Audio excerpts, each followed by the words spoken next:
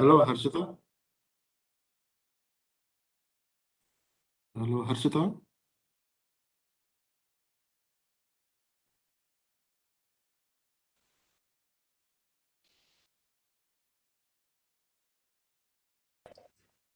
Hello, Uh, Pankaj sir, this is Pratish.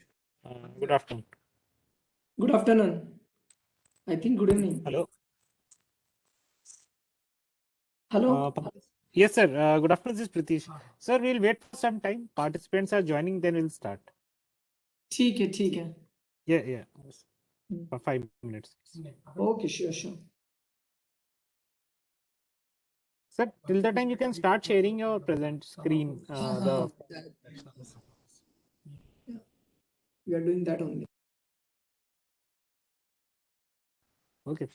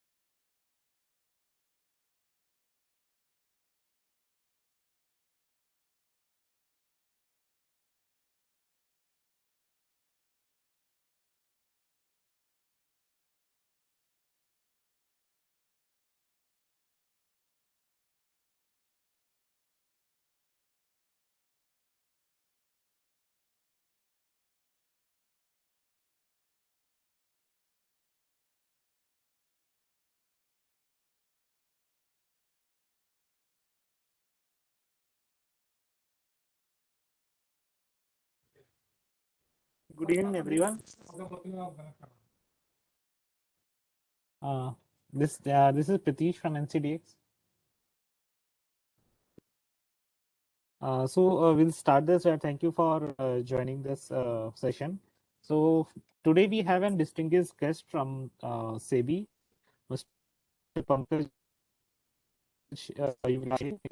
Manager from new products. He's in the team of the division of new products, commodity derivatives market regulation department, which is called CDMRD, and he has been associated for I think around and about his ground, like to update that he has done his graduation in civil engineering and has also completed MBA in finance from a renowned institute, Jamnalas Bajaj of Bangalore. So he has a vast, good vast experience and also a very technical background of finance in this sector. And we all know that SEBI has been regulator of commodity markets and also the equity market. So he will presenting us his presentation, and whatever the questions or doubts will be there, we can take it after the completion of this presentation by Mr. Pankaj. So I'd like to invite Mr. Pankaj to start his presentation. Yes, good evening all of you. अच्छा, ये प्रीति जी ये बताइए कि मतलब जो client जो है, मतलब जो पार्टिसिपेंट्स हैं वो कैसे, मतलब इन्वेस्टर है, मेंबर है Yes, sir. या कैसे है? We have both type of participants as a financial participants also, and the physical participants also in digital markets. There also then there are also participants who are as a financial investors who don't have any much connect with the physical market. So both type of participants are there. Okay, okay, okay. Thank you, Pritesh. Chalo, so we will start the presentation on introduction to commodity derivative market. Okay, so Yes, sir. सबसे पहले सेबी से disclaimer है कि जो presentation दिया जा रहा है वो सिर्फ एंड सिर्फ एजुकेशनल पर्पस के लिए है। आप में किसी भी तरह के रूल्स रेगुलेशन या सर्कुलर रिलेटेड कुछ भी करिए तो you may seek professional advice. ठीक है, now we will start the Indian commodity derivative market.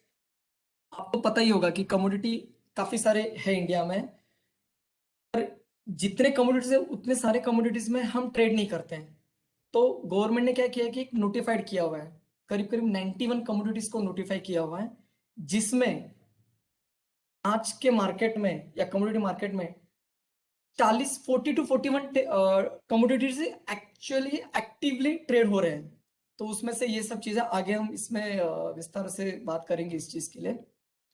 जो हमारा जो प्रेजेंटेशन होगा, फ्लो ऑफ प्रेजेंटेशन, वो पहले रेगुलेटरी फ्रेमवर्क बताया जाएगा आपको, या फिर कमोडिटी डेरिवेटिव मार्केट होता क्या है या इसके फायदे क्या है, मतलब प्रॉस कॉन्स टाइप वगैरह, कौन से प्रोडक्ट्स अवेलेबल है, कौन से एक्सचेंजेस में अवेलेबल है, कैसे किया जाता है, या मतलब इन्वेस्टर अगर आप किसी भी चीज में अगर मतलब दिक्कत आती है या कुछ कंप्लेंट ग्रीवेंस रिलेटेड है तो क्या करना चाहिए, या फिर हम लोगों ने सेबी ने क्या क्या इनिशिएटिव लिया हुआ है कमोडिटी मार्केट के लिए, या फिर कैसे प्रमोट किया है, कैसे डेवलप किया है, वो सब सारी चीजें हम इस प्रेजेंटेशन में बात करेंगे। सो आपको पता ही होगा कि जो रेगुलेटर है इंडिया में अलग अलग तरीके के हैं। जैसे सेबी सेबी है जो इक्विटी के लिए है, जो अगर आपको पता होगा कि फॉरवर्ड मार्केट कमीशन जो एफएमसी है, 2015 में एफएमसी मर्ज हो गया सेबी के साथ। तो पहले क्या होता था कि एफएमसी भी एक रेगुलेटर हुआ करता था जो कमोडिटी को रेगुलेट करता था, कमोडिटी मार्केट को। नाउ जैसे वो मर्ज हो गए तो अभी सेबी के पास इक्विटी एंड कमोडिटी के हम लोग रेगुलेट कर रहे हैं। बैंकिंग में, बैंकिंग का रेगुलेटर आप सभी को पता है कि reserve bank of India RBI. वैसे ही इंश्योरेंस में, इंश्योरेंस रिलेटेड कुछ भी कंप्लेंट्स वगैरह कुछ भी होता है तो आईआरडीए होता है, insurance regulatory development authority of India. और वैसे ही पेंशन रिलेटेड जो भी प्रॉब्लम्स या कुछ होता है ग्रीवेंसेस रिलेटेड तो वो पीएफआरडीए एक रेगुलेटर होता है। तो ये जो रेगुलेटर है, मतलब हम आपको ये बताने की कोशिश कर रहे हैं कि इंडिया में काफी सारे प्रोडक्ट्स अवेलेबल है इन्वेस्टमेंट करने के लिए। तो ऑलवेज ऐसे इंस्ट्रूमेंट में इन्वेस्टमेंट करना चाहिए जिस इंस्ट्रूमेंट का कोई रेगुलेटर हो जाए। अगर रेगुलेटर नहीं है और आपने इन्वेस्टमेंट कर दिया, आपके हार्ड अर्न मनी जो आप इतने मेहनत से जो पैसे कमाते हैं, और उस पैसा अगर आप अलग चीज में डालो जहां पे रेगुलेटर नहीं, कुछ अगर हो जाता है तो पता नहीं कि किसको अप्रोच करना है, तो वो बहुत जरूरी होता है। फॉर एग्जांपल के लिए मैं बता दूंगा कि जैसे एक multi level network market type होती है, एक मेंबर का, दो मेंबर या चार मेंबर, उस टाइप में लोग पैसा डालते हैं। तो एक प्रेजेंटेशन होता है सामने जहां पे बताया जाता है कि आप लाखों अर्न कर सकते हैं वीकली, मंथली वगैरह, उस टाइप का। तो कहीं पे भी जब भी आप आपके मतलब मेहनत किए हुए जो जो आपने जो पैसे कमाए हुए वो अगर आपको कहीं पे भी अगर इन्वेस्टमेंट करना है तो सबसे फर्स्ट चीज ये देखना होता है कि कोई रेगुलेटरी बॉडी होनी चाहिए। नंबर टू, चलो ये तो रेगुलेटर हो गया, पर जो इंटरमीडिएट है, मतलब आप जिसको पैसे दे रहे हैं जहां पे भी, वो जो बंदा होगा जिसको हम इंटरमीडिएट बोलते हैं या जो एजेंसी होती है, उनको ये चेक करना होता है कि क्या आपका रजिस्ट्रेशन नंबर है, जो रेगुलेटर बॉडी के साथ रजिस्टर्ड होते हैं उन लोग, तो वो सब आपको पूछना चाहिए, तब जाके आपको पता चलेगा कि चलो मैं एक सही रास्ते पे पैसे कमा रहा हूँ। अदरवाइज क्या होता है कि काफी सारे हमारे पास ऐसे कंप्लेंट्स आते हैं जहाँ पे कोई अनलिस्टेड कंपनीज में ही इन्वेस्टमेंट करते हैं। अब मैं आपको ये बताना चाहता हूँ कि जो सेबी है, जैसे हमने कहा कि इक्विटी और कमोडिटी के रेगुलेटर है, वैसे लिस्टेड कंपनीज पे ही हम लोग रेगुलेट करते हैं। अगर अनलिस्टेड है तो फिर वो मिनिस्ट्री ऑफ कॉर्पोरेट अफेयर्स आ जाता है।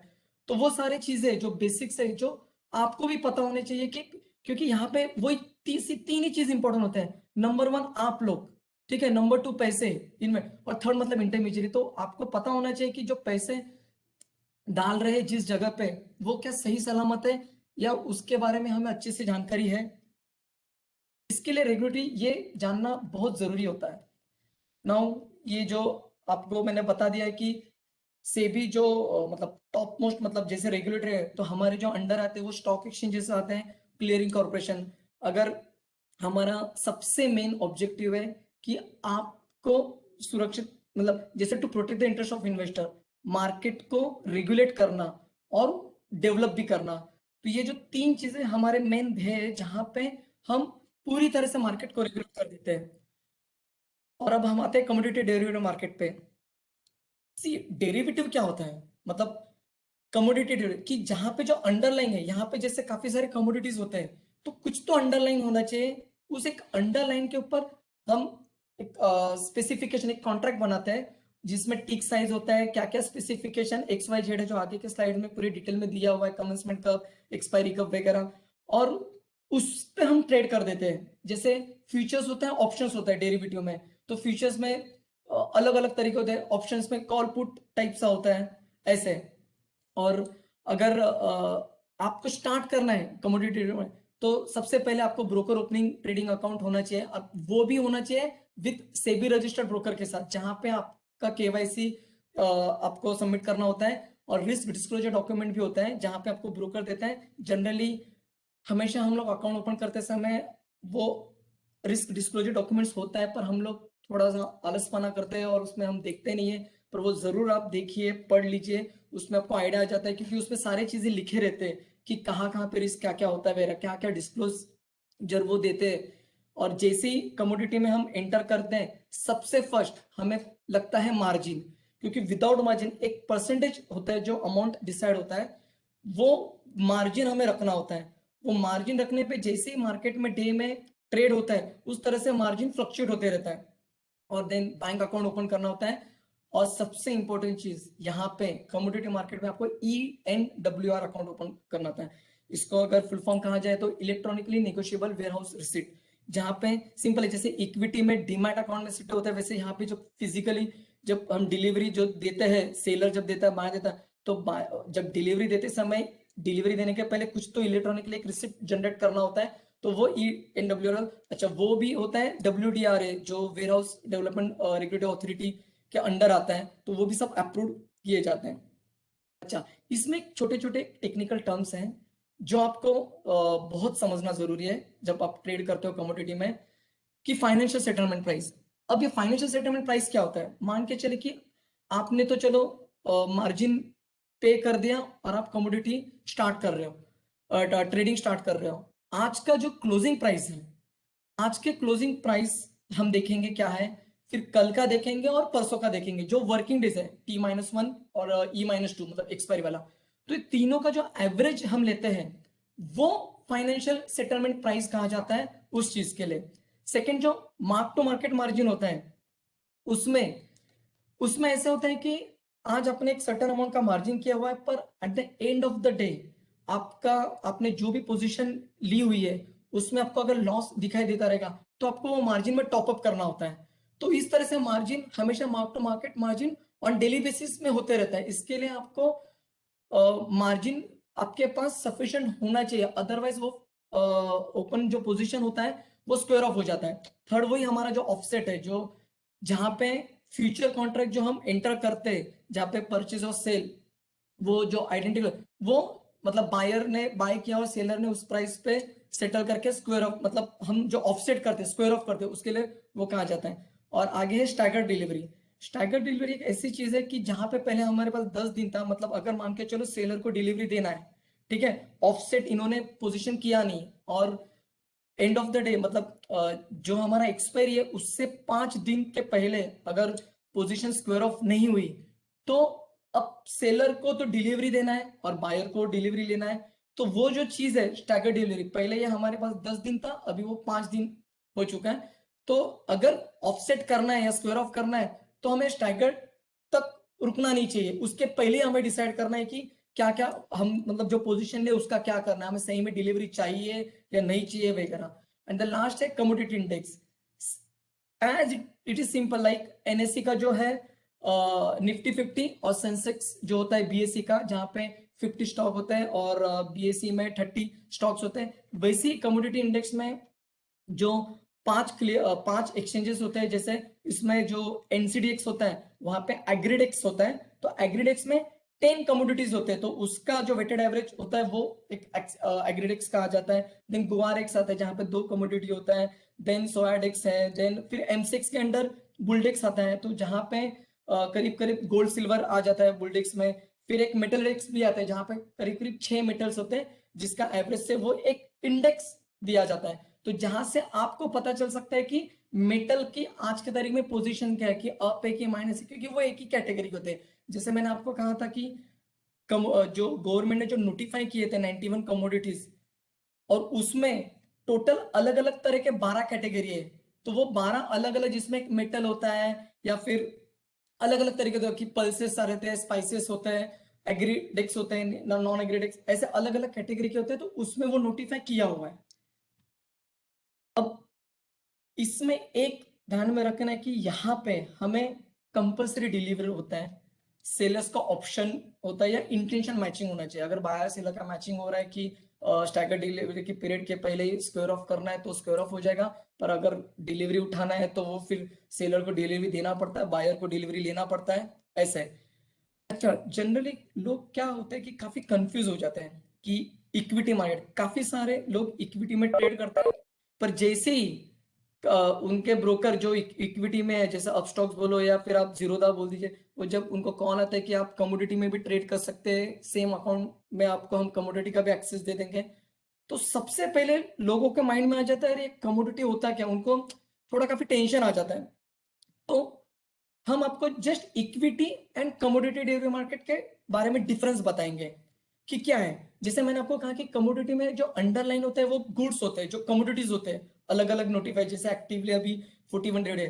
वैसे इक्विटी डेरिवेटिव में क्या होता है, वो शेयर्स जो होता है, यहाँ जो वो जो ट्रेड करते हैं, यहाँ पे कैसे डिलीवरी आपको अगर उठानी पड़ी तो हमें लेनी पड़ती है, तो एक लिमिटेड टाइप के लिए मतलब एक्सपायरी डेट होता है। पर शेयर्स में क्या होता है, वो परपेचुअल होता है। अगर आपने शेयर्स लिया, आपने डिसाइड किया कि आपको उसको सेल ही नहीं करना है इन कैश मार्केट, तो आप वो परपेचुअल हो सकता है। दोनों जगह स्टैंडर्डाइज होता है, मतलब दोनों जगह स्टॉक एक्सचेंज है, उनकी क्लियरिंग कॉर्पोरेशन है, जो आपको गारंटी देते हैं कि आपने जो फंड है, मतलब काउंटर पार्टी रिस्क नहीं होता है, जो आपने ट्रेड या डिलीवरी जो भी आपने पोजीशन ली हुई है वो पक्का या कंफर्म रहता है, जिसमें गारंटी लिया जाता है, और ऑब्वियसली रेगुलेटर तो हम है ही। देन जो अंडरलाइंग मार्केट होता है कमोडिटी में, क्या होता है, फ्रैगमेंटेड, मतलब छोटे छोटे तरह के वो हो जाता है, जहाँ पे प्राइस भी वॉलेटिलिटी होते रहता है। और इक्विटी में अगर हम बोल देंगे कि इनिशियली हमें प्राइस पता हो जाता है, जैसे अब बैंक का पकड़ के चलो, या निफ्टी बैंक में जो 10 बैंक्स वगैरह आते हैं, एचडीएफसी या कोई भी रिलायंस का, अपने को प्राइस पता हो जाता है और प्रॉपर्ली ऑर्गेनाइज होता है, ऐसे। देन सप्लाई, सप्लाई कमोडिटी में थोड़ा एस्टिमेटेड अनसर्टेन टाइप होता है, पर यहाँ पे तो ऑलरेडी पब्लिकली आपको ऑलरेडी पता चल जाता है कि इक्विटी मार्केट में मतलब कौन से प्राइस का शेयर्स क्या हो रहा है अप एंड डाउन, पर यहाँ पे अनसर्टेन टाइप हो जाता है। Then participant, participant equity market में रिटेलर होते हैं, इंस्टीट्यूशनल होते हैं, पर कमोडिटी में ट्रेडर्स होते हैं, ब्रोकर्स होते हैं, देन एफपीओज होते हैं, अलग अलग तरह के मतलब वैल्यू चेन वगैरह होते हैं, जहाँ पे प्रोसेसिंग मतलब अलग अलग तरह के है पार्टिसिपेंट, जो आगे मैं उसके बारे में भी आपको एक्सप्लेन कर दूंगा, ऐसे। देन जो सेटलमेंट होता है, ऑब्वियसली इक्विटी में तो डीमैट सेटलमेंट हो जाता है, पर यहाँ पे फिजिकली, एक्चुअली फिजिकली में सेटलमेंट होता है अगर आपने पोजीशन स्क्वायर ऑफ नहीं की हो तो। देन प्राइस सेंसिटिव कमोडिटी में ऑलवेज हाई होता है, डिपेंड ऑन एटमॉस्फेयर वगैरह ये, और इक्विटी में मीडियम हो जाता है। देन लेवल ऑफ जो पार्टिसिपेशन है as if we compare to the equity market, equity में सफिशिएंट मतलब पार्टिसिपेंट्स होते हैं, कमोडिटी में अभी लोग थोड़ा आना चालू हो चुके हैं, तो कंपेरेटिवली ऑब्वियसली इक्विटी के कंपेयर में लो ही है, पर ऑब्वियसली अगर काफी सारे लोगों को अवेयरनेस अगर हो जाता है तो वो भी अच्छे तरह से पार्टिसिपेट कर सकते हैं। जैसे मैंने आपको कहा कि इक्विटी में एनएससी बीएससी ये 2 स्टॉक एक्सचेंजेस है जो उनके अलग अलग मेंबर्स है, क्लियरिंग कॉर्पोरेशन है। वैसे कमोडिटी में वो एनएससी बीएससी तो है, पर उसके अलावा national commodity and derivative exchange limited है जो एनसीडीएक्स है, मल्टी कमोडिटी एक्सचेंज है जो एमसेक्स है। अच्छा, ये हर एक्सचेंज के क्लियरिंग कॉर्पोरेशन भी होते हैं, जैसे एनसीडीएक्स का एनसीसीसीएल है, एमसीएक्स का एमसीएक्स है, और देन आईसेक्स इंडियन कमोडिटी एक्सचेंज भी है, और बीएससी एनएससी एज यूजुअल अपने। तो टोटल 5 एक्सचेंज है जहां पे कमोडिटी लिस्टेड होती है और फ्यूचर्स ट्रेड होते रहते हैं कमोडिटी डेरिवेटिव्स।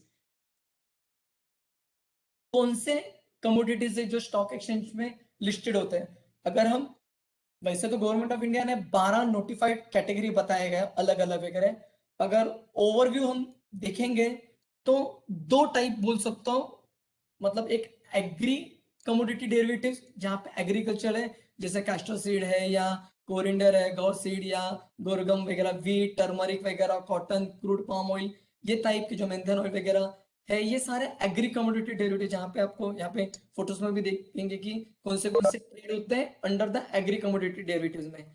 और जो दूसरा है जो नॉन एग्री कमोडिटी, तो वो क्या हो सकता है? मेटल हो सकता है या प्रीसियस मेटल्स होते हैं, जैसे गोल्ड, सिल्वर, कॉपर, जिंक या platinum, diamond, then natural gas वगैरह। एक नेचुरल गैस ऐसे कि जहां पे डिलीवरी की जरूरत नहीं होती क्योंकि वो गैस टाइप वगैरह होता है ऐसे। तो ये होता है non agri commodity derivative. Then जैसे हमने यहाँ पे देखा है कि कभी भी जब कमोडिटी डेरिवेटिव में जब लोग पार्टिसिपेट करना चाहते हैं या ट्रेडिंग करना चाहते हैं, सबसे पहले उनके दिमाग में ये आ जाता है कि शायद ये हमारा चीज नहीं है, ये हमारे लिए नहीं है, या ये गैम्बलिंग टाइप है, या ये स्पेकुलेटर है यहाँ पे, या मैनिपुलेटर है जहां पे इन लोग डोमिनेट कर देंगे मार्केट को, ये हमारे लिए नहीं है। या फिर कोई और लोग ऐसे सोचते हैं कि पता नहीं कि जब डिलीवरी अगर लेते हैं तो उसमें क्वालिटी नहीं होगा, जो क्वांटिटी मेंशन किया वो क्वांटिटी भी नहीं होगा। और फिर कोई कोई ऐसे भी लोग हैं जो ये सोचते हैं कि ये बहुत बड़े बड़े ट्रेडर्स के लिए या बड़े बड़े जो इन्वेस्टर्स होते हैं जिनके पास काफी पैसे होते हैं उनके लिए बना हुआ है। तो काफी सारे ऐसे मिसकंसेप्शंस है, जो मिसअंडरस्टैंडिंग है इस ट्रेडिंग को लेके, कमोडिटी डेरिवेटिव मार्केट के लिए। तो आपको इस प्रेजेंटेशन में ये बताया जाएगा कि ये सब चीज, मतलब ये सब डर ऐसे नहीं है इस मार्केट में। जैसे कि सबसे पहले, जैसे इक्विटी में हेजर्स आर्बिट्रेजर्स होते हैं, वैसे यहाँ पे भी है। अब हेजर्स मतलब टू मिनिमाइज द रिस्क। तो फार्मर्स होते हैं, फार्मर प्रोड्यूसर ऑर्गेनाइजेशन होते हैं, प्रोसेसर, इंपोर्टर्स, एक्सपोर्टर्स, ये ऐसे लोग हैं जो जो लोग रिस्क हेज करते हैं। मार्केट में दूसरे भी टाइप के कैटेगरी के प्लेयर्स होते हैं जो आर्बिट्रेजर्स मतलब प्रॉफिट बुक करना, एक जगह से बाय कर दिया, दूसरी जगह से जैसे उनको अपॉर्चुनिटी मिली वो उन्होंने सेल कर दिया और प्रॉफिट बुक कर दिया।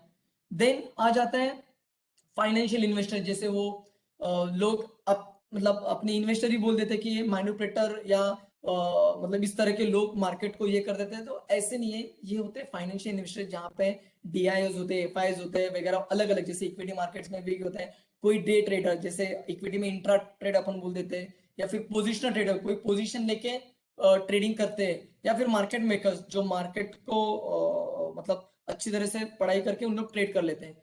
और होते हैं ब्रोकर। अच्छा, ब्रोकर भी ट्रेड करते हैं, वो ऑन हिज बिहाफ कर सकते, खुद के अकाउंट से कर सकते हैं, या उसके जो क्लाइंट है उस क्लाइंट के थ्रू वो ट्रेड कर सकता है। तो ये प्लेयर्स होते हैं अपने कमोडिटी डेरिवेटिव्स में। और जो कंपोजिशन होता है कमोडिटी मार्केट, जैसे मैंने आपको कहा कि सेबी का स्टॉक एक्सचेंज है, फिर क्लियरिंग कॉर्पोरेशन और ये रिपोजिटरीज होते हैं।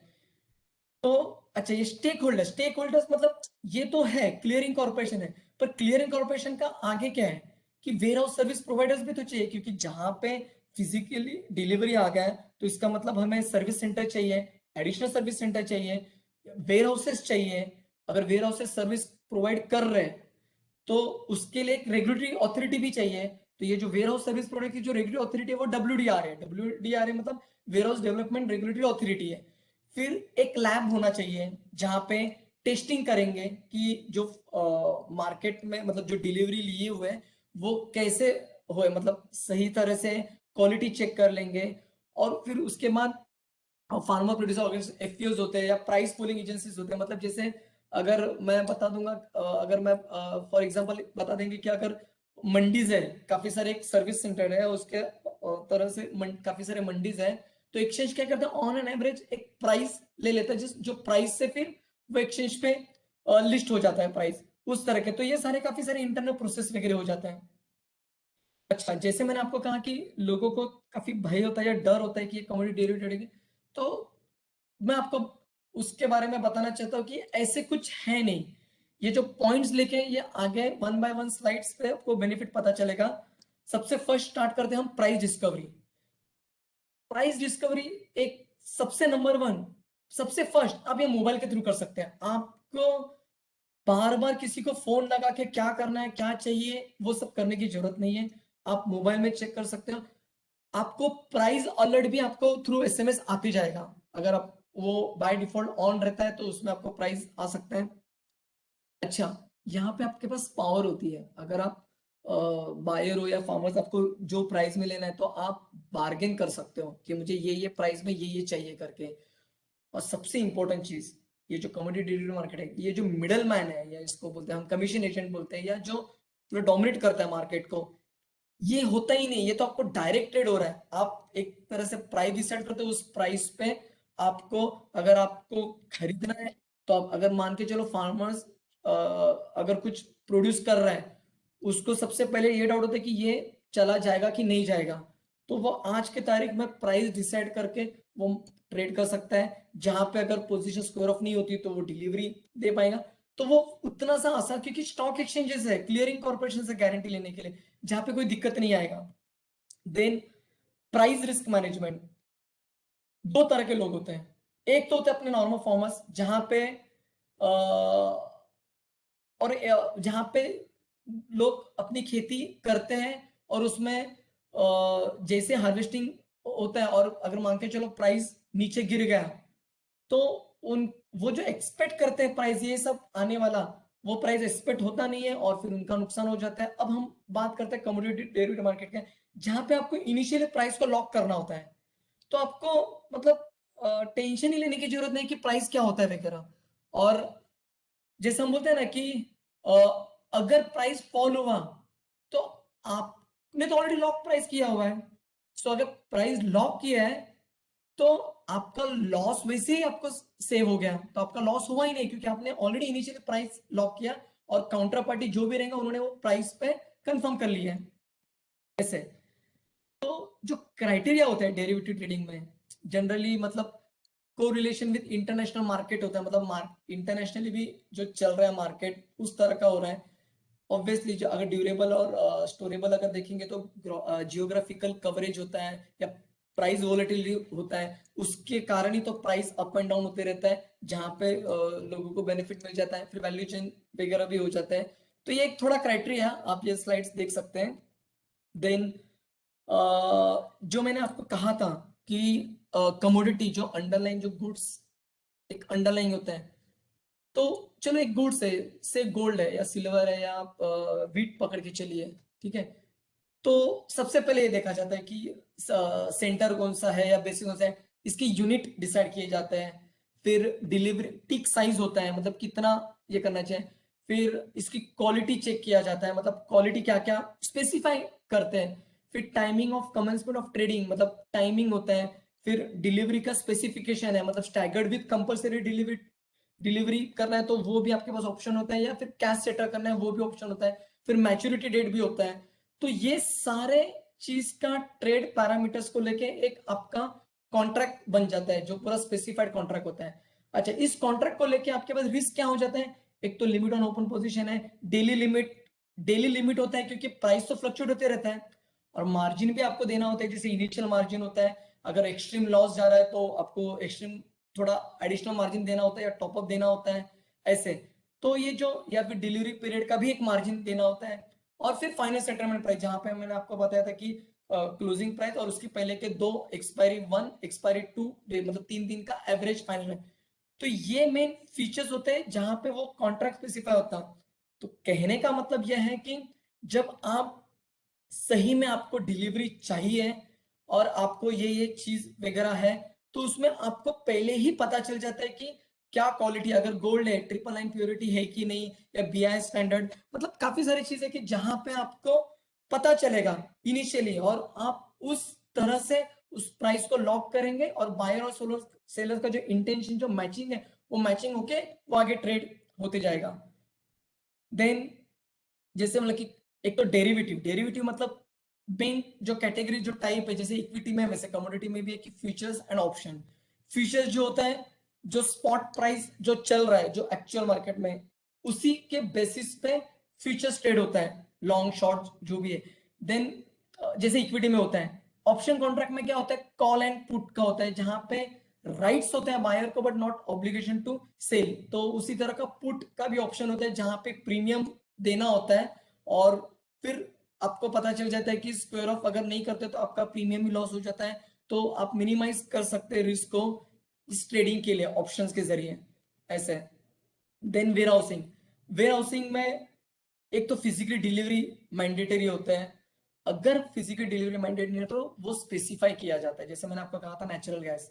Then warehouse service providers होते हैं जो इंश्योर करते हैं स्टॉकिंग ऑफ गुड्स, कि जैसे मैंने आपको कहा था कि इनिशियली जैसे सेलर पहले सबसे वेयर हाउस सर्विस प्रोवाइडर देखता है, फिर वो ऑनलाइन वेयर हाउस बुक कर देता है, फिर करने के बाद वो स्टॉक करता है गुड्स, फिर उसमें वो चेक किया जाता है कि गुड्स बराबर है कि नहीं, फिर मतलब मेंटेन करते हैं कि वैल्यू इंटैक्ट हो रहा है कि नहीं हो रहा है, और फिर उसके बाद डिलीवरी आ जाते हैं। एक आगे ग्राफ दिया हुआ है प्रेजेंटेशन में जहां पे आपको डिटेल में पता चल जाएगा। अच्छा, ये जो वेयर हाउस होते हैं ये रजिस्टर्ड विद WDRA होते हैं, और जो मतलब जो वेयर हाउस सर्विस प्रोवाइडर होते हैं ये एम्पैनलमेंट विद क्लियरिंग कॉर्पोरेशन होते हैं, मतलब स्टॉक एक्सचेंज उसके under clearing corporation with WSP जो रजिस्टर होते हैं विद WDRA, उस तरह का। ये मैं आपको स्लाइड बता रहा हूँ।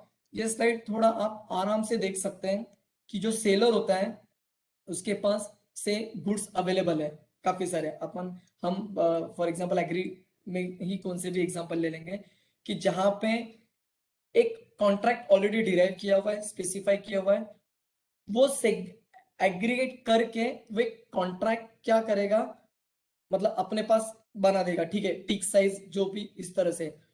उसके बाद वो ऑनलाइन बुक करेगा क्लियरिंग कॉर्पोरेशन, जो एक्रेडिटेड वेयरहाउस स्पेस होते हैं, जो जो ऑलरेडी अप्रूव्ड होते हैं इन शॉर्ट, ठीक है। तो वो उसी अप्रूव्ड या एक्रेडिटेड वेयरहाउस में से वो ऑनलाइन बुक करेगा। जैसे ही उसको वो बुकिंग मिल जाती है तो सेलर खुद ट्रांसपोर्ट का अरेंज कर देगा, और जैसे ही वो अरेंज हो जाता है तो वो जो गुड्स होते हैं वो जो उसको डिपॉजिट करना होता है क्लियरिंग कॉर्पोरेट, ये जो एक्रेडिटेड वेयर हाउस में, तो वहां पे एक असेयर होता है, मतलब जो जैसे लैब होता है, लैब में हम कैसे टेस्ट करते हैं कि कौन से भी प्रोडक्ट क्या सही में स्पेसिफिकेशन है, या सिस्टमेटिकली टिक करते हैं कि हाँ ये सब बराबर है कि नहीं, कॉन्ट्रैक्ट जो जैसे जैसे टिक साइज या क्वालिटी जो भी मेंशन किया वो सब प्रॉपरली बना। जैसे कंफर्म हो जाता है असेयर से या टैप मतलब टेस्ट लैब टेस्टिंग होने के बाद, देन ही जनरेट द रिसिप्ट, मतलब वो रिसिप्ट जनरेट कर देता है इलेक्ट्रॉनिकली निगोशिएबल वेयरहाउस रिसिप्ट, मतलब बोल सकते हैं उसको, कि जहां पे वो रिसिप्ट जनरेट करता है और वो रिसिप्ट फिर चला जाता है कमोडिटी एक्सचेंज में। तो कहने का मतलब ये ऐसे प्रोसेस फॉलो होता है जब डिलीवरी मतलब जनरली मैंडेटरी होता है, और उस चीज में ऐसे इतने सारे प्रोसेस होते हैं, पर जनरली हम जब ऑनलाइन ट्रेडिंग करते हैं तो हमें पता नहीं होता कि इतना सब सारा चीज इसमें इन्वॉल्व होता है करके। देन अच्छा, मैं बार बार आपको बोल रहा हूँ कि क्लियरिंग कॉर्पोरेशन, तो वो क्लियरिंग कॉर्पोरेशन जैसे हर स्टॉक एक्सचेंज के अलग अलग है। एमसेक्स का एमसेक्स सीसीएल क्लियरिंग कॉर्पोरेशन है, एनसीडीएक्स का एनसीसीएल होता है, देन बीएसई का और आईसेक्स का एक ही आईसीसीएल करके है, और एनएससी का एनसीसीएल करके है। ऐसे अलग अलग हर एक्सचेंज के क्लियरिंग कॉर्पोरेशन होते हैं। जो क्लियरिंग कॉर्पोरेशन खुद गारंटी ले लेता है कि ट्रेड का जो बायर और सेलर के जो ट्रेड्स होते हैं वगैरह। नाउ ये जो इन लोग सेटलमेंट कैसे करते हैं, अगर ट्रेडिंग या कैश सेटल हो या फ्यूचर्स में हो, मतलब स्पॉट में और फ्यूचर में, सो ऑब्वियसली जो स्पॉट प्राइस में और फ्यूचर प्राइस है उसमें जो डिफरेंस है वो डिफरेंस में सेटल हो जाएगा। ऑप्शन में क्या हो जाएगा, हम कॉल या पुट ले लेंगे तो जहां पे हमें प्रीमियम देना होता है वो प्रीमियम सेटलमेंट हो जाता है। देन जो डिलीवरी सेटलमेंट होता है कैश एंड फ्यूचर्स में, वो कैसे होता है, सेलर को डिलीवरी देना ही है, बायर को रिसीव करना ही है। पर ऑप्शन में कैसे होता है, ऑन एक्सरसाइज, जैसे मैंने बोला कि buyer has a right to option but not obligation to buy, तो वो ऑप्शन जो कॉन्ट्रैक्ट होता है वो भी सेटल हो सकता है through delivery of goods if it is only, अगर वो ऑप्शन इन गुड्स ही अगर होता है, सॉरी, अगर वो ऑप्शन इन गुड्स अगर होता है, देन कैश एंड फ्यूचर्स में जो फंड सेटलमेंट होता है उसमें क्या है कि बायर को पैसे पे करना है और सेलर को वो पैसे रिसीव करना है। तो इस तरह से ये सेटलमेंट प्रोसेस चलता है। अच्छा, ये तो हम कमोडिटी डेरिवेटिव मार्केट के बारे में पूरा बताया जा रहा है। अब इसमें सेबी ने मतलब काफी सालों से मतलब क्या क्या किया है, क्या डेवलप किया, क्या रिसेंटली हमने इनिशिएटिव लिया है, उस चीज के बारे में ये स्लाइड है। जैसे सबसे फर्स्ट हमने ऑप्शन कॉन्ट्रैक्ट इंट्रोड्यूस किया। पहले ऑप्शन कॉन्ट्रैक्ट था नहीं, अभी लोगों के लिए ताकि ऑप्शंस अवेलेबल दिए हुए हैं, ताकि वो फ्यूचर्स में ज्यादा रिस्क होता है, ऑप्शन में से प्रीमियम लॉस हो जाता है मैक्सिमम, तो इसके लिए हमने ऑप्शन कॉन्ट्रैक्ट परमिट किया हुआ है। देन ऐसे जो मतलब रिस्क मैनेजमेंट हमने जो नॉर्म्स इस तरह से हमने डिराइव किए, इस तरह से हमने बनाए जो इक्विटी डेरिवेटिव्स के लिए भी होता है। मतलब हमने कोशिश किया कि जब लोग यहाँ पे पार्टिसिपेट करें तो जो इक्विटी डेरिवेटिव में जैसे रिस्क टाइप है उसी तरह का सेम रिस्क मैनेजमेंट नॉर्म्स भी यहाँ पे हम करें, उस तरह से हमने ये डिजाइन किया हुआ है। देन अगर आप देखोगे कि एग्रीकल्चर सेगमेंट में क्या होता है कि डिलीवरी उठानी पड़ती है तो वेयर हाउस के नॉर्म्स बहुत जरूरी पड़ते हैं, तो वो जो वेयर हाउस के जो नॉर्म्स है वो भी हमने मतलब जो बायर या सेलर मतलब सब सोच समझ के हमने उसके नॉर्म्स हमने बनाए हुए हैं।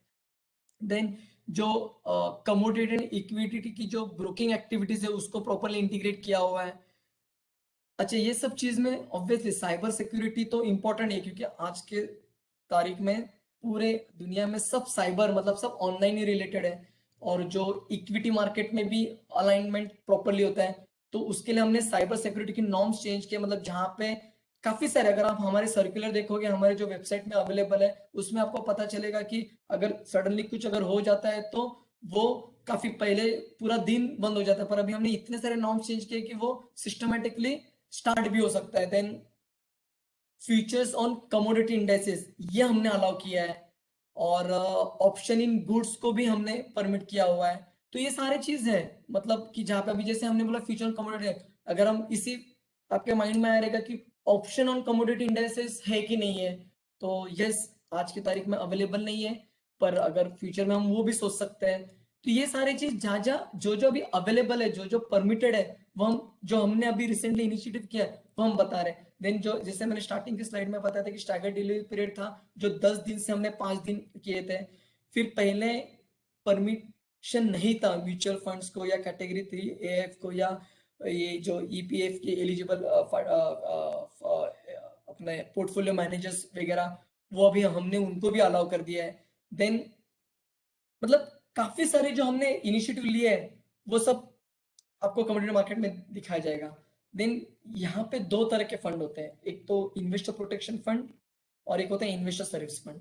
ये दोनों फंड में जो पैसे आते हैं वो मतलब एक जरिया होता है जहाँ पे स्टॉक एक्सचेंज को जो फीस चार्ज कर देते हैं या जो ब्रोकर के थ्रू आ जाता है वो ईयरली एक सर्टेन अमाउंट मतलब वो जाना होता है, उस तरह का एक फंड हो जाता है जहाँ पे दोनों इसमें फंड अवेलेबल है। जो पहला फंड है जो इन्वेस्टर प्रोटेक्शन फंड, वो तभी यूटिलाइज किया जाता है कि अगर जैसे हमने कहा कि क्लियरिंग कॉर्पोरेशन को गारंटी देना होता है और किसी भी मेंबर के डिफॉल्ट के कारण अगर आपका लॉस हो जाता है तो वो जो जिम्मेदारी होती है जो मेंबर के कारण तो वो हम इन्वेस्टर प्रोटेक्शन फंड के थ्रू यूटिलाइज किया जाता है। देन इन्वेस्टर सर्विस फंड, जैसे मैंने कहा कि सर्विस सेंटर अगर नया ओपन कर रहे हैं तो उसके लिए जो भी बेसिक एम्यूनिटीज होती है, जो भी बेसिक सर्विस दिया जाता है, पेपर्स या जो भी एक नॉर्मल सा कंप्यूटर बोलिए या जो भी वगैरह, तो उस चीज के लिए भी फंड लगता है, तो वो फंड हम इन्वेस्टर सर्विस फंड के थ्रू देते हैं। अब आता है कि अगर कमोडिटी मार्केट आप ट्रेड कर रहे हो और कहीं पे भी आपको मेंबर के अगेंस्ट कंप्लेंट है, या आपको क्लियरिंग कॉर्पोरेशन के अगेंस्ट कंप्लेंट है, या वेयर हाउस, मतलब किसी भी चीज के कारण जो आपको फिजिकल डिलीवरी बराबर से क्वालिटी प्रॉपर नहीं है, या क्वांटिटीज जो स्पेसिफाई की थी उतना कौन है, किसी भी कहीं भी कौन सी भी तरह की अगर कंप्लेंट है तो आप हमने एक ग्रीवेंस रिड्यूस मैकेनिज्म बनाया जिसका नाम हमने स्कोर्स रखा हुआ है। स्कोर्स यानी S stands for SEBI, CO stand for complaint and RES मतलब रिड्रेसल सिस्टम। तो ये स्कोर्स है जो आप वेबसाइट में देख सकते हो scores.gov.in, जो ये हमारा 2011 में लॉन्च हुआ है, जो कि एफएमसी जो मर्ज हुआ है 2015 में सितंबर, तो उसके बाद हमने कमोडिटीज के भी कमेंट में इसमें मर्ज किए हुए हैं। इसमें सिंपल है, आप ये जो हमारा जो वेबसाइट है स्कोर्स का, आज आपको पता ही होगा कि आज कौन से भी हमें अगर कुछ भी परचेज भी करना है तो पहले तो हमें रजिस्ट्रेशन करना जरूरी होता है। तो जैसे आप रजिस्ट्रेशन करते हो तो आपको खुद के डिटेल्स डालने होते हैं। तो यहाँ पे भी सेम वैसे ही है कि आप जब कोर्स कर देते हो तो एक वन टाइम प्रोसेस होता है जहाँ पे आप खुद को रजिस्टर कर सकते हो, और रजिस्टर करने के बाद आपको user name and password provide किया जाएगा, जिसके जरिए आप प्रॉपरली स्कोर्स में लाइफ टाइम मतलब उसके लिए वो अवेलेबल हो सकता है। सेकेंड ये कि चलो ये तो मैंने आपको कंप्यूटर वेब बेस्ड बताया, आप मोबाइल से मतलब मोबाइल में भी हमारा स्कोर्स ऐप है, जो स्कोर्स ऐप के जरिए भी आप रजिस्टर कर सकते हैं और कुछ भी कंप्लेंट, जैसे मैंने आपको कहा कि हाँ आज के बारे में काफी सारे लोग मोर देन 90% मैं पूछ सकता हूँ कि मोबाइल के थ्रू ही ट्रेडिंग करते थे। तो मोबाइल में भी हमारा स्कोर्स का ऐप है जिसके जरिए आप कर सकते हैं कि मोबाइल के जरिए ही आप बाय मतलब कंप्लेंट लॉन्च कर सकते हैं। मतलब पहले क्या होता था, एक फिजिकली कंप्लेंट करना पड़ता था, लोगों को पता नहीं होता था कि किसको कंप्लेंट करें क्या करें। अगर आप हमारा ऐप अगर देखोगे काफी यूजर फ्रेंडली है, आपको सिस्टमेटिकली पता चल जाएगा कि ये स्कोर्स का ऐप है, जहां पे आप कमोडिटी डालोगे, फिर आपको अगर क्लियरिंग कॉर्पोरेशन का अगेंस्ट कंप्लेंट है तो वो ऑटोमेटिकली ड्रॉप डाउन में क्लियरिंग कॉर्पोरेशन का, और जो रिमार्क जो कंप्लेंट ग्रीवेंस डिटेल्स है वहां पे जरूरी नहीं है कि आपको इंग्लिश में या अंग्रेजी में ही लिखना है, आप आपकी लैंग्वेज हिंदी मराठी गुजराती जो भी आपकी मदर टंग है उसको भी लिख सकते हैं। और मतलब भले आप इंग्लिश लिख रहे हो पर आप मराठी हिंदी में लिख सकते हो, क्योंकि यहाँ पे ये जैसे ग्रीवेंस रिड्रेसल है, यहाँ पे ऑलरेडी आगे के स्लाइड में आपको पता ही चल जाएगा कि अलग अलग तरह के सारे कमेंट्स हम एक्सेप्ट कर लेते हैं। हमारे पास अगर उस लैंग्वेज का नहीं भी होता है तभी भी हम वो मतलब हमने जो इन्वेस्टर्स के लिए है ना, ऐसे नहीं कि इंग्लिश आना चाहिए या फिर इसी लैंग्वेज में करना चाहिए, ऐसे कुछ नहीं। आप आपके मदर टंग मतलब लैंग्वेज जो भी होगा उस लैंग्वेज से भी आप कंप्लेंट लॉन्च कर सकते हैं। अच्छा, अब आते हैं हम डूज और डोंट्स पे। अब सबको पता है और ये बहुत इंपॉर्टेंट स्लाइड्स है, ये जो आगे के एक दो स्लाइड्स हैं, जिसे हमने स्टार्टिंग में कहा कि अगर आप ट्रेड कर रहे हो कमोडिटी में, प्लीज आप रजिस्टर्ड जो होते हैं सेबी के साथ उन्हीं के थ्रू कर दीजिए। अदरवाइज आपके पास किसी कोई आया है और बोला कि अरे कमोडिटी में मैं हूँ एजेंट और मैं कर दूंगा करके आपको ये, और पता चला कि वो रजिस्टर्ड ही नहीं, तो फिर आप गलत जगह ट्रेड कर रहे हो। देन सेकंड, जैसे मैंने कहा कि रजिस्टर डॉक्यूमेंट देखना होता है, केवाईसी जो होता है वो ऑलवेज भी कंप्लीट, मतलब केवाईसी आपके सबमिट होने चाहिए प्रॉपरली, आपको हमेशा यूसीसी नंबर दिया जाता है, तो कभी भी अगर कुछ हो जाता है तो आप यूसीसी कोड कर सकते हो। देन ब्रोकर को कॉन्ट्रैक्ट नोट प्रोवाइड करना होता है फॉर एवरी सेटलमेंट, अगर आपको नहीं दे रहे तो आप ब्रोकर को इंसिस्ट कर सकते हैं कि हमें कॉन्ट्रैक्ट नोट देनी चाहिए। देन आप क्रॉस चेक जो होता है trade genuineness through trade verification facility वो कर सकते हैं। अच्छा, डोंट्स में क्या आ जाएगा कि सबसे पहली बात जो रूमर्स होते हैं वो रूमर्स पे आपको, या हॉट टिप्स होते हैं, या कोई बोल दे कि मैं आपको कंफर्म एश्योर, जैसे अभी पेट्रोल का भाव मतलब अगर आप देखोगे कि साल भर पहले या 8-10 महीने पहले ही 90 रुपीज के आसपास था या 80s 90s में था, और बोल देते कि मैं आपको गारंटी दूंगा, या फिर अभी जो 107-108 रुपए की मतलब कोई भी मतलब इन जनरल मैं मतलब कमोडिटी की बात कर रहा हूँ कि कमोडिटी में अगर आपका वीट का हुआ या कुछ भी, कि जहां पे लगे मैं आपको कंफर्म गारंटेड रिटर्न दूंगा, तो प्लीज ऐसे ये थर्ड पार्टी होती है, इस पे आप मतलब रूमर्स पे बिल्कुल भरोसा ना कर दीजिए, क्योंकि यहाँ पे ये पूरा का पूरा ट्रांसपेरेंसी होता है। देन बिल्कुल अनसाइंड या डुप्लीकेट कॉन्ट्रैक्ट नोट एक्सेप्ट ना कीजिएगा। देन जो रिस्क जो लेते हैं आप, क्योंकि ये जैसे डेरिवेटिव मार्केट है, फ्यूचर्स है, ये ऑप्शन, आप आपके कैपेसिटी के बियॉन्ड प्लीज आप मत लीजिए, अदरवाइज क्या हो जाएगा, आप नए नए एंटर कर रहे हो और एक ही झटके में आपके पैसे चले जाएंगे, तो वैसे नहीं होना चाहिए। देन आपको ऑलवेज ट्रैक होना चाहिए आपके फाइनेंशियल का कि कैसे कैसे क्या वगैरह हो रहा है। देन आप बिल्कुल मतलब राइटिंग जो भी है, मतलब आपको मतलब इंटरनेट ट्रेडिंग के जो लॉगिन आईडी होते हैं, पासवर्ड होते हैं, वो बिल्कुल शेयर नहीं करना चाहिए, या फिर ब्रोकर को एक्सेस भी ब्रोकरेज देना नहीं चाहिए। जो ऑलरेडी एक्सचेंज ने जो प्रिस्क्राइब किया हुआ है, अगर उससे कोई ज्यादा ब्रोकरेज अगर लेता रहेगा तो वो देने नहीं। तो ये सारी चीज आपको पता होना चाहिए। देन सबसे नंबर वन कि जो आपका मोबाइल नंबर और ईमेल आईडी एक तो स्टॉक ब्रोकर के साथ रजिस्टर होना चाहिए, ताकि आपके पास सारे अपडेट्स अवेलेबल होंगे। अगर आप बीच में आप मोबाइल नंबर चेंज कर रहे हो या रजिस्टर ईमेल आईडी चेंज कर रहे हो, तो आप प्लीज स्टॉक ब्रोकर को बोल दीजिए, ताकि आपको अपडेट्स आते रहेंगे। अदरवाइज आपने अगर किया ही नहीं तो फिर आपको आगे अपडेट्स नहीं आएंगे। ऐसे फिर जो भी अगर पैसे देते हैं, पे अकाउंट पे चेक होते हैं या डिमांड ड्राफ्ट होते हैं, in the name of broker दे दीजिए। ऐसे नहीं कि आप किसी के भी नाम पे दे सकते हैं या फिर कैश के थ्रू देना चाहिए, ऐसे नहीं, वो in the name of broker ही होना चाहिए। पीरियोडिक सेटलमेंट होता है फ्रॉम ब्रोकर, वो आप इंसिस्ट कर सकते हो उनसे लेने के लिए। देन मार्जिन होता है, मार्क टू मार्केट, जैसे मैंने आपको थोड़ी देर पहले मैं बताया था कि सफिशिएंट पैसे अपने पास होना चाहिए, उस तरह से आपको ट्रेडिंग करनी चाहिए। देन डब्बा ट्रेडिंग, ये बहुत जो गलत है, जो मतलब प्रोहिबिटेड है, जो अगेंस्ट लॉ है। तो मतलब आप डब्बा ट्रेडिंग होता है क्या, ये मैं आपको बता देता हूँ कि एक सिमिलर टाइप का प्लेटफॉर्म बना होता है जहां पे कोई रेगुलेटर नहीं होता है, और वहां पे आप कैश में ट्रेड कर रहे हो उस तरह का। तो ये डब्बा ट्रेडिंग पूरा बैन है इंडिया में।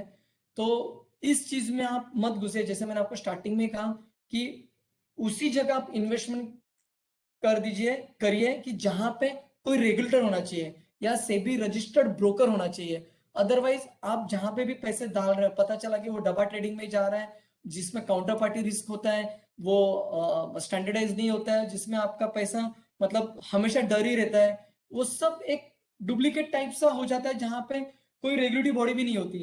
तो उस पे आप प्लीज मतलब दूर ही रहिए उस चीजों से। और जो भी आप ट्रेडिंग कर रहे हो उसमें ब्रोकरेज फीस और जो भी चार्जेस मेंबर कर रहे हैं, वो सारे डिटेल्स आपको पता होना जरूरी है ऐसे। और सबसे पहली बात कि जो भी रिस्क इन्वॉल्व होता है ट्रेडिंग में, तो वो नोट डाउन करना मत भूलिएगा।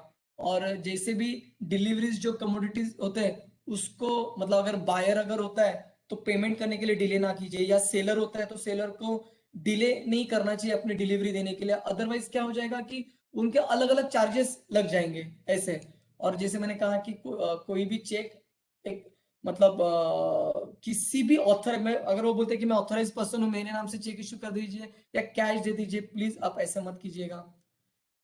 देन अगर ये मतलब जैसे मैंने कहा कि सेबीज जो अदर इनिशिएटिव, जैसे मैंने बताया कि इनिशिएटिव कैसे है, तो सबसे फर्स्ट जैसे मैंने आपको कहा कि स्कोर्स में कंप्लेंट लॉन्च कर सकते हैं एनी टाइम वगैरह, पर बिफोर लॉन्चिंग मतलब कंप्लेंट इन स्कोर्स, आप सबसे फर्स्ट आपके मेंबर के पास या इंटरमीडिएट के पास या स्टॉक एक्सचेंज के पास आप कंप्लेंट लॉन्च कर सकते हैं। जनरली वो 15 से 20 दिन में रिजॉल्व करते ही है। और अगर आप सेटिस्फाइड नहीं हो, तो फॉर सॉल्यूशन के लिए आप रेजोल्यूशन के लिए हमारे पास कंप्लेंट लॉन्च कर सकते हैं, और थ्रू स्कोर्स आप लॉन्च कर सकते हैं। देन हमारी वेबसाइट है www.sebi.gov.in। इस वेबसाइट के जरिए आपको काफी सारे पता चल जाएंगे कि जहाँ पे रजिस्टर्ड ब्रोकर कौन से है, क्या कमोडिटीज है, काफी सारे डिटेल्स है। ये तो हमारी वेबसाइट है जहाँ पे सर्कुलर वगैरह जो भी इशू होते हैं वो सब अपडेट किया जाता है। पर जो दूसरी वेबसाइट है जो investor.sebi.gov.in, ये जो वेबसाइट है ये प्रॉपरली अवेयरनेस के लिए वेबसाइट बनाई हुई है हमने, जहां पे आपको हर तरीके का मतलब अगर आप देखोगे वर्नाक्युलर मतलब कोई अदर अदर रीजनल लैंग्वेजेस के भी आपको प्रेजेंटेशन यहाँ पे मिल जाएंगे, या कभी कभी कौन से कब कब अवेलेबल है वो सारे अपडेट्स मिल जाएंगे। यहाँ पे काफी सारे बेसिक पीपीटीज है जो रिलेटेड स्टॉक मार्केट, काफी सारे लोगों को पता नहीं है कि सेबी ने इन्वेस्टर लोगों के लिए एक अलग सा वेबसाइट बनाया हुआ है। आप प्लीज थोड़ा टाइम निकाल के investor.sebi.gov.in पे जाइए, आपको एक्चुअल में पता चलेगा। काफी इंफॉर्मेटिव काफी नॉलेजेबल ये वेबसाइट है, जिसके जरिए आप नॉलेज प्राप्त कर सकते हैं। एक बात ज़रूरी ध्यान में रखना, पैसे कमाने इतने आसान नहीं। जब हम 8-8 घंटा, 10-10 घंटा हम ऑफ़िस में काम करते हैं, तब जाके महीने के एंड में हमें तनख्वाह मिलती है। तो वैसे ही जब हम मार्केट में ट्रेड करते हैं, तो वो आपका हार्ड अर्न मनी होता है, मेहनत का पैसा होता है।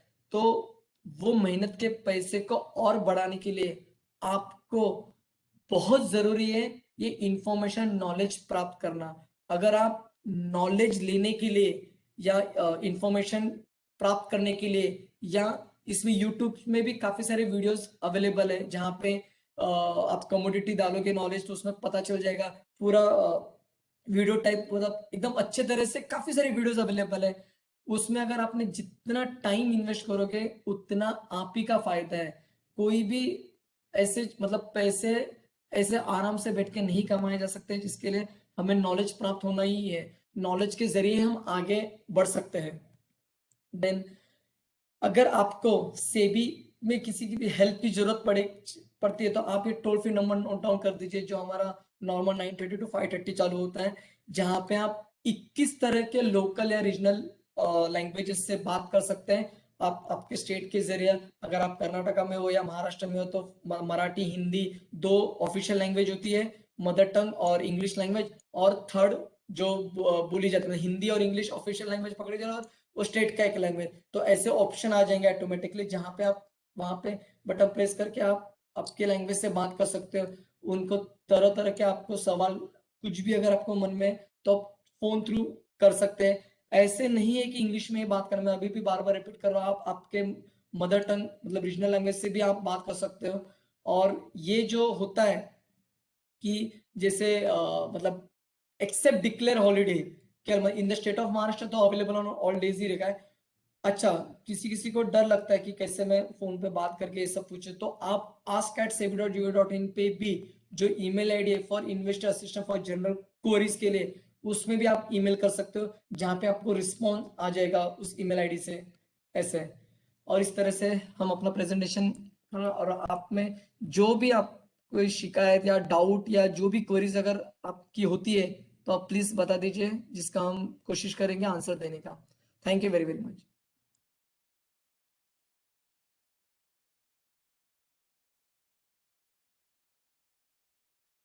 Hello Pritesh.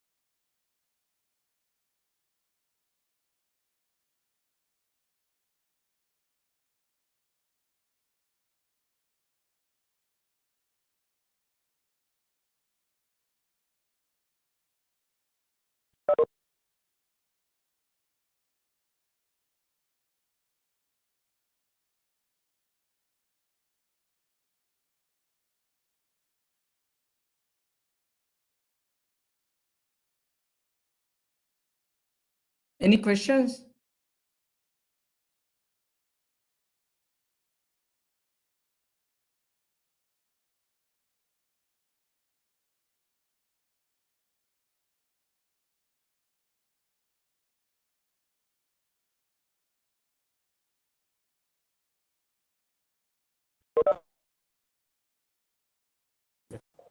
Uh, Hello. Hello. So thank so much, sir, for your presentation. And if there are, I'll just check if there are any queries from the participants. Hmm. So if I'll request if there are any query from any one of the participant, they can either put in the chat box or yeah, chat box so that we can answer that or second text. So if anything is there related to NCDS or anything related to SEBI. Okay, there was a question why Chana was banned. So, sir, would like to answer. हाँ, ये जो चना जो ban किया है ना, देखो हम जैसे हम बोल रहे कि हम रेगुलेटर है, तो हमारे ऊपर भी गवर्नमेंट ऑफ इंडिया है। जैसे गवर्नमेंट ऑफ इंडिया का नोटिफिकेशन आता है हमारे पास कि आपको चना इमीडिएटली बंद करना है, तो हमें भी बंद करना होता है। और उन लोग ये जो डिसीजन लेते हैं, वो डिसीजन यही सोच के लेते हैं कि कुछ तो उसमें मैनिपुलेशन होता होगा या कुछ भी चीज होता रहेगा जहाँ पे डिमांड सप्लाई में प्रॉब्लम होता रहेगा, या किसी भी एक्स वाई जेड के कारण हमें जैसे ऊपर से ऑर्डर आती है कि चना बंद करना है, तो हमें फिर इमीडिएटली हमें एक्सचेंज को बोलना पड़ता है कि आप चना को बंद कर दीजिए करके। तो वही रीजन है कि चना बंद किया गया है। ये हमारे ऑफिशियली गवर्नमेंट ऑफ इंडिया से इंस्ट्रक्शन आए थे, मिनिस्ट्री ऑफ फाइनेंस है।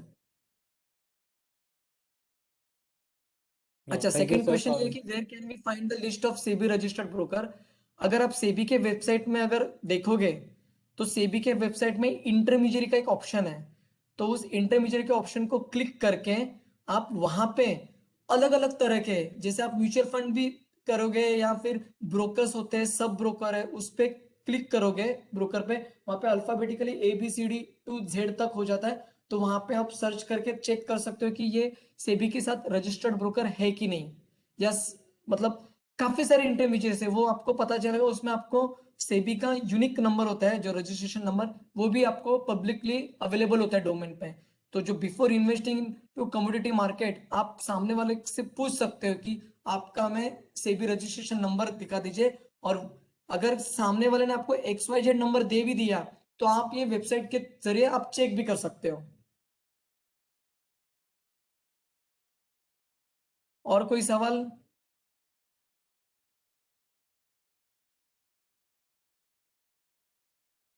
आप पूछ सकते हो, मतलब जो भी आपके सवाल है।